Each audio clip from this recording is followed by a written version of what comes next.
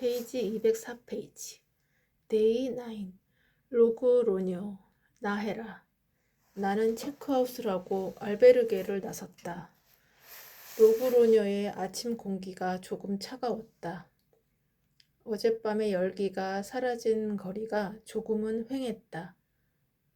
축제를 즐길 때는 그렇게 즐거운데 왜 항상 축제가 끝나고 나면 허전함과 아쉬움이 남는 걸까? 얼마 걷지 않아서 순례자들이 보이기 시작했다. 대부분 아직 피로가 가시지 않는 얼굴이었다. 아마도 그들의 피로는 어젯밤 늦게까지 축제를 즐겼던 여파인 것 같았다. 나는 로그로뇨의 아침을 여러 순례자들과 함께 걸었다. 10여 분을 걷다 보니 옆에서 누군가 인사를 건넸다. 부엔 까미노. 지난밤 같은 방에서 묵었던 제이드였다. 부엔 까미노. 나도 인사를 건넸다. 그런데 제이드의 모습이 어제와는 조금 달라 보였다. 인상적이었던 커다란 초록색 배낭은 보이지 않고 대신 작은 노란색 가방을 메고 있는 것이 보였다. 나는 체크인할 때 봤던 제이드의 초록색 배낭을 기억하고 있었다. 그래서 그가 큰 배낭 대신 작은 가방을 메고 있는 것이 의아했다. 헤이, 제이드. 어제 체크인할 때 큰 배낭을 메고 왔던 것 같은데 그 초록색 배낭은 어디 있어요? 하하, 체력을 아끼려고 동키 서비스를 이용해 배낭을 다음 목적지까지 먼저 보냈어요. 사실 이 길을 걷는 게 나에게는 쉽지 않은 일이에요. 게다가 무거운 배낭은 이 길을 순례길이 아닌 지옥의 길로 만드는 것 같았어요. 큰 키에 덩치가 좋은 제이드가 힘들다고 말하자 나는 왠지 모를 이질감이 느껴졌다. 하지만 내가 보기에도 어제 제이드가 메고 있던 배낭은 정말 거대했다. 나는 웃으며 제이드의 말에 화답했다. 오늘 하루는 한결 가볍게 걸을 수 있겠네요. 네, 몸은 가벼워요. 그런데 얼마 걷지도 않았는데 왠지 마음이 무거워지네요. 다시 생각해보니 순례자가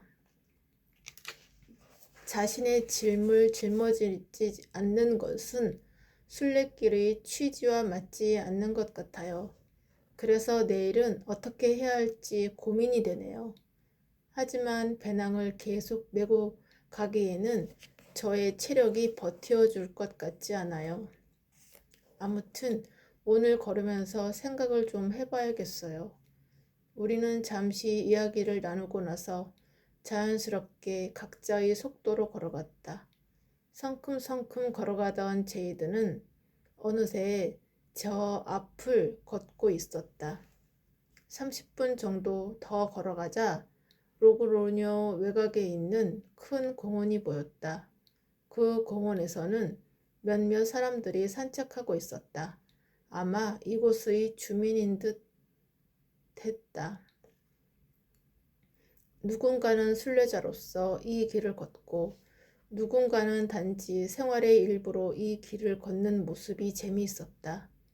이 순례길을 일상적으로 다니는 저 사람들은 이 길 위에서 무엇을 느낄까?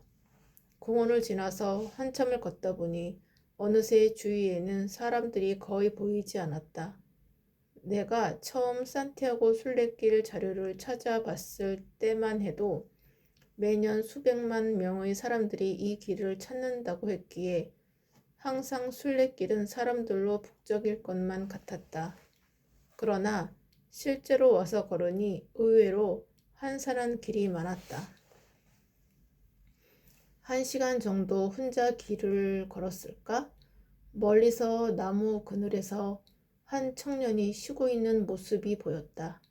그런 그의 모습을 보니 나도 조금 쉬어가고 싶다는 생각이 들었다. 스마트폰을 꺼내어 시간을 확인해 보니 로그로뇨를 나와 쉬지 않고 걸은 지 2시간 정도가 되었다. 나무 그늘에 가까워지자 청년의 얼굴이 보이기 시작했다. 낯이 익었다.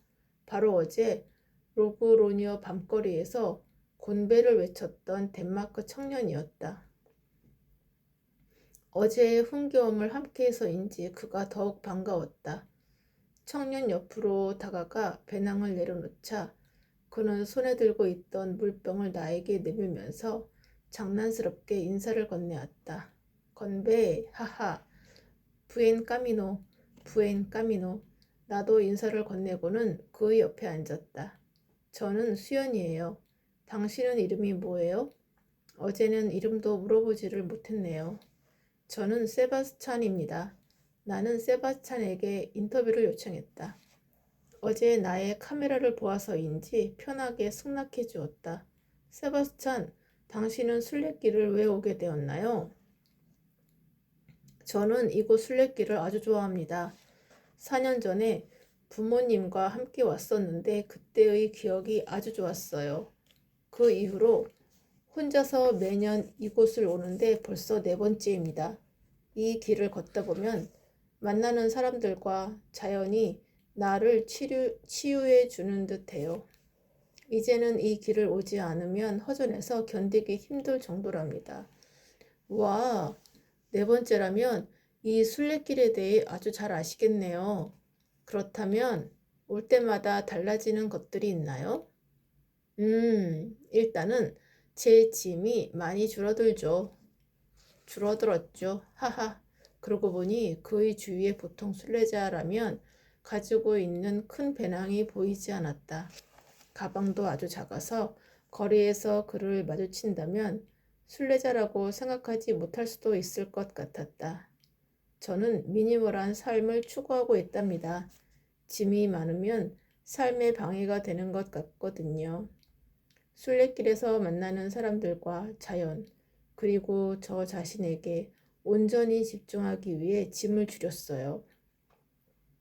그래서 이곳에 올 때마다 짐을 줄이다 보니 지금처럼 가볍게 올 수 있게 되었답니다. 그렇네요. 이 정도면 순례길을 달려서 갈 수도 있을 것 같네요. 그래요. 하하. 이제 좀 달려야겠어요. 먼저 떠난 일행들을 빨리 따라잡아야 하거든요. 나는 그의 미니멀한 삶에 대해서 조금 더 듣고 싶었지만 그가 서둘러 자리를 일어나는 바람에 더 이야기를 듣지 못했다. 나는 멀어지는 세바스찬의 가벼운 뒷모습을 보며 오늘 아침 만났던 제이드가 떠올랐다. 보통 순례길을 걷는 순례자들은 무거운 짐을 짊어지고 가는 것을 당연한 의무로 여겼다. 그래서인지 오늘 만난 제이드는 동키 서비스를 이용하면서 마음의 짐은 오히려 무거워진 것 같다고 했다. 그런데 세바스찬은 처음부터 짐을 적게 들고 와서 가볍게 걷고 있었다. 순례자들에게 짐의 무게는 어떤 의미가 있을까? 나는 잠시 휴식을 가진 후에 다시 걷기 시작했다. 오늘은 약 30km를 걸어야 했기에 나는 점점 속도를 냈다. 나바레테를 지나자 밀밭과 포도밭 사이에 난 길이 끝없이 이어졌다. 다행히도 이곳은 아스팔트 길 옆에 걸을 수 있는 흙길이 마련되어 있었다. 흙길을 걷는 것이 아스팔트 길을 걷는 것보다 발바닥이 훨씬 더 편했다. 이틀째, 평소보다 더 먼 거리를 걸었는데도 발목 통증은 거의 느껴지지 않았다. 어제 축제의 열기와 흥겨움에 고단함이 어느 정도 녹아내려서일까? 나는 나바레테 이후 약 4시간 정도를 걸어서 드디어 나헤라에 도착했다. 나헤라, 산토 도밍고 데라 칼사다.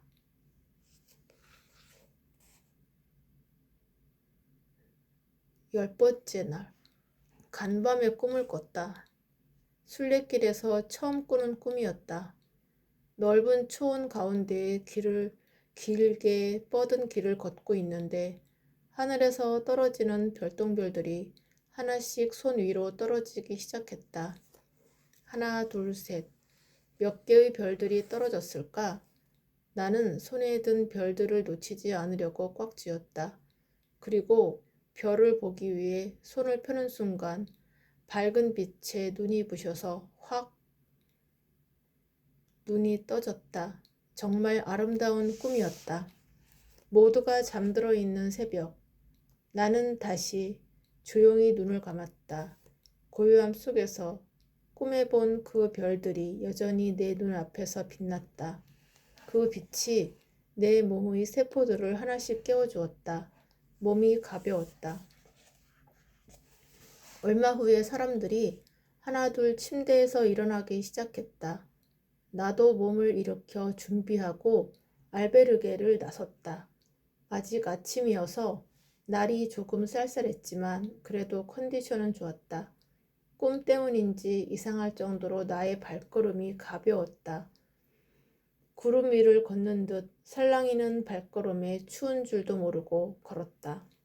어느새 떠오른 해가 길 위를 환하게 비추고 있었고 지평선에는 아침 안개가 낮게 깔려 있었다.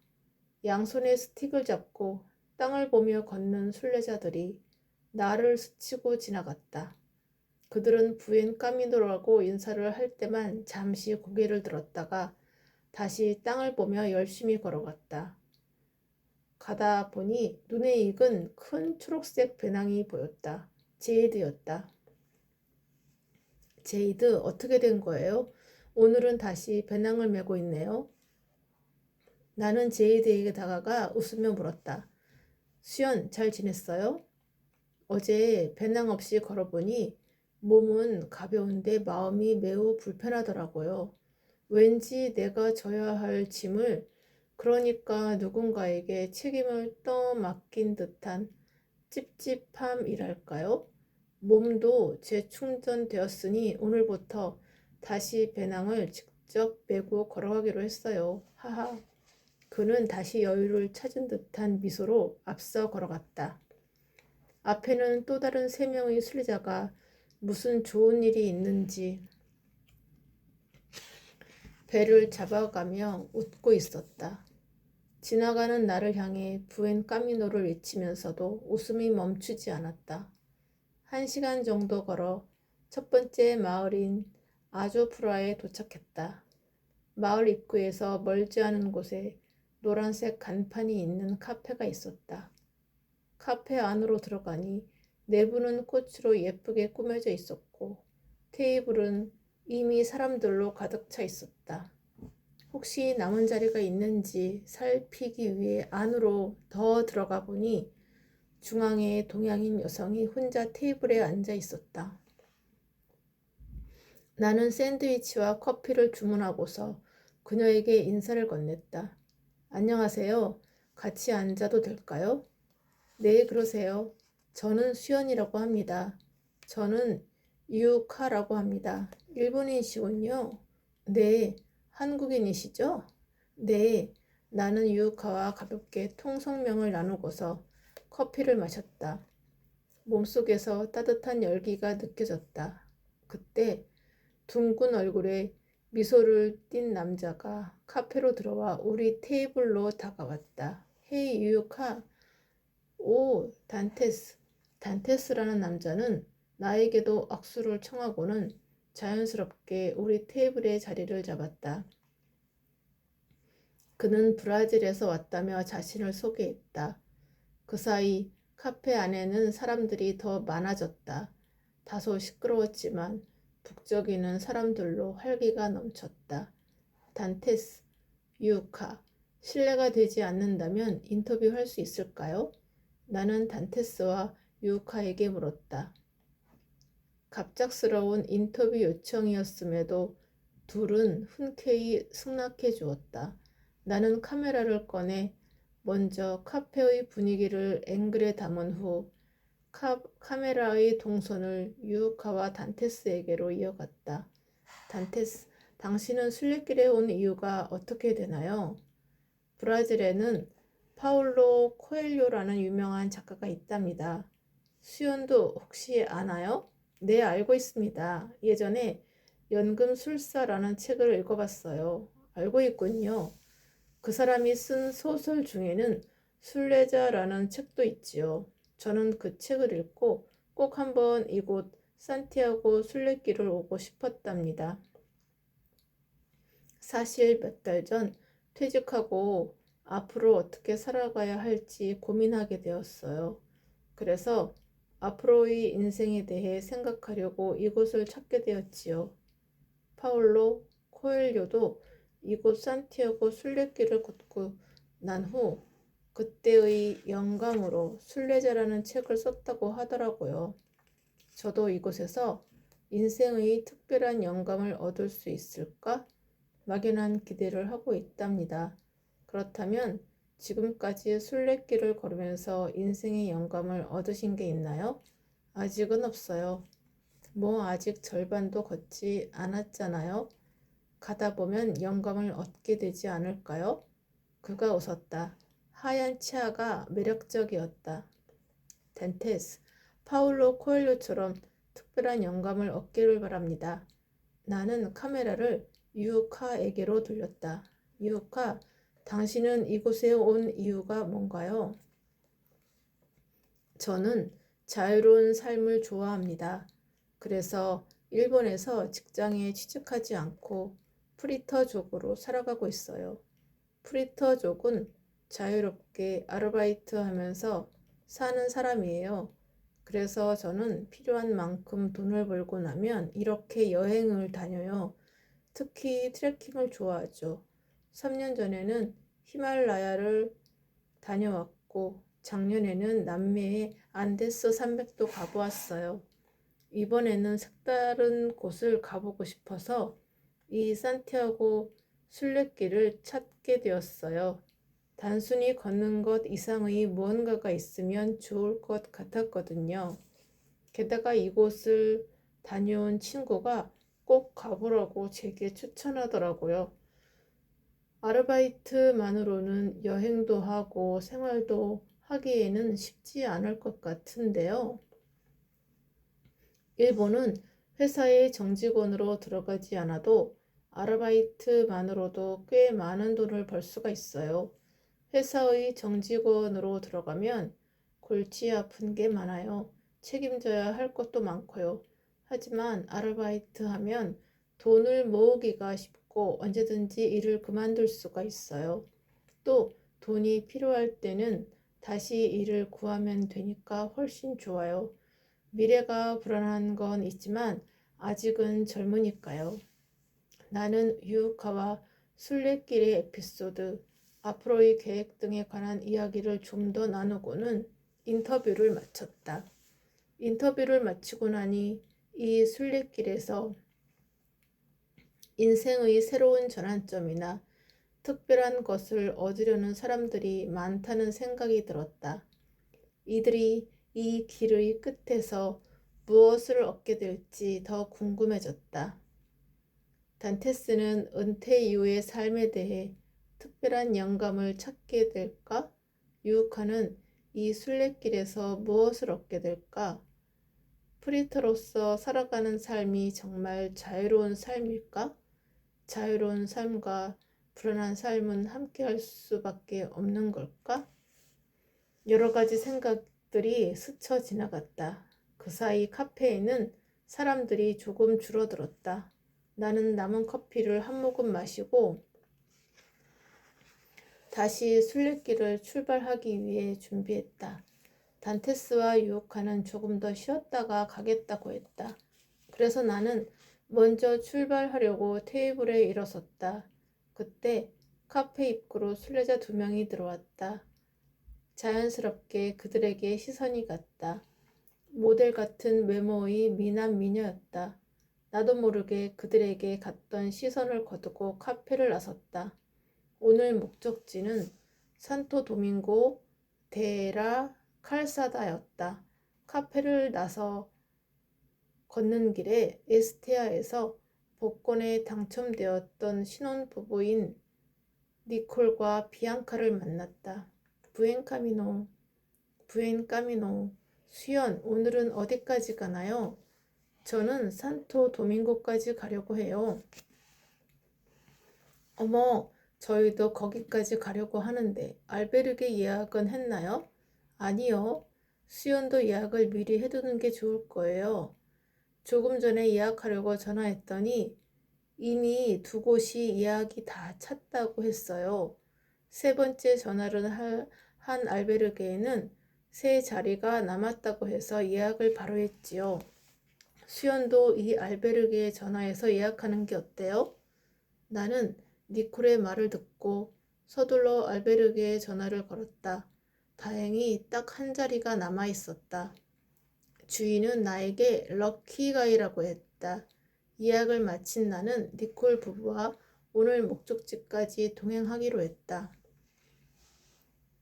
그동안의 순례길에 대해 니콜 부부와 이야기를 나누면서 걷다 보니 오르막길이 시작되었다. 경사가 급한 건 아니었지만 약 1시간 동안 오르막길을 오르다 보니 발이 조금 무거워지기 시작했다. 다행히 멀지 않은 곳에 마을이 보였고 니콜이 나에게 맥주 한잔 하며 쉬어가자고 했다. 우리는 마을 입구에 가까운 카페에 들어가서 시원하게 맥주를 마셨다. 니콜은 단숨에 2잔을 연거푸 들이켰다. 나는 사실 별 생각이 없었는데 니콜이 먼저 입을 뗐다. 수연, 오해하지 말아요. 나는 알코올 중독자는 절대 아니에요. 비앙카가 니콜의 말을 거들었다. 우리는 원래 술을 잘 마시지 않아요. 순례길에서 이렇게 술을 마시게 될 줄도 몰랐고요. 그런데 뜨거운 햇빛 아래에서 땀을 흘리고 걷고 나서 마시는 맥주 한 잔은 신의 선물 같은 존재예요. 무거운 짐과 피곤한 다리, 그리고 더위를 잊게 해주니까요. 하하, 신의 선물이요? 나의 무릎에 이번에는 니콜이 답했다. 아이러니하지 않아요? 순례자들에게 맥주가 순례길을 더 잘 걷게 해준다니 말이죠. 나는 니콜의 뜬금없는 맥주 예찬 눈에 웃음이 나왔지만 듣고 보니 순례길과 술이 상당히 연관성이 있다는 생각이 들었다. 이곳에서는 식사에 와인이 함께 나오는 경우도 상당히 많았고 땀과 더위를 맥주로 식히는 순례자들도 흔하게 볼 수 있었기 때문이었다. 순례길과 술은 어찌 보면 어울리지 않는 것 같으면서도 상당히 어울리는 조합이었다. 우리는 잠시 휴식을 가진 후에 다시 걸었다. 얼마 후 오늘의 도착지인 산토 도밍고 데 라 칼사다에 있는 알베르게에 도착했다. 나는 알베르게에 짐을 두고 마을 촬영을 위해 카메라를 들고 다시 밖으로 나갔다. 한 식당에 들어가 촬영하고 있는데 그곳의 신부가 나를 보고는 이 마을에서 오랫동안 내려오는 닭에 대한 전설을 들려주었다. 이야기는 제법 흥미로웠다. 15세기 순례길을 걷는 한 가족이 이 마을에 들렀다. 가족 중에는 아들이 한 명 있었는데 이 마을의 여자가 그에게 반해 고백했다. 그런데 아들은 그 여자의 구애를 거절했고 화가 난 여자는 자신의 은잔을 훔쳤다고 아들을 도둑으로 몰았다. 결국 재판에서 아들은 교수형을 받아 죽게 되었다. 아들의 죽음으로 슬픔에 빠진 어머니는 순례길을 걸으며 기도했다. 그러던 중 순례길의 자비로 당신의 아들은 살아있다는 하느님의 음성을 듣게 되었다. 어머니는 마을로 급히 되돌아가 재판관에게 교수대에 매달린 아들이 살아있으니 아들을 내려달라고 애원했다. 그러자 재판관이 먹고 있던 닭고기를 가리키며 당신 아들이 살아있으면 이 식탁의 구운 닭 2마리도 살아나겠다고 큰 소리를 쳤다. 그러자 그릇에 놓인 닭 2마리가 살아나 날개를 푸드덕거리며 날아가 버렸다. 아들은 어머니가 말한 것처럼 무사히 살아 있었고 그 후 가족과 함께 순례를 계속했다는 이야기였다. 그 이후 이 마을의 성당은 매달 닭 2마리를 새로운 닭으로 교체하며 성당 안에 감금하는 의식을 몇백 년 동안 이어오고 있었다. 그리고 성당에서 닭의 울음소리를 듣는 순례자는 산티아고로 가는 길 내내 행운이 함께 한다고 했다. 그의 말을 듣고 둘러보니 정말로 성당 뒤편에 닭 2마리가 가둬져 있었다.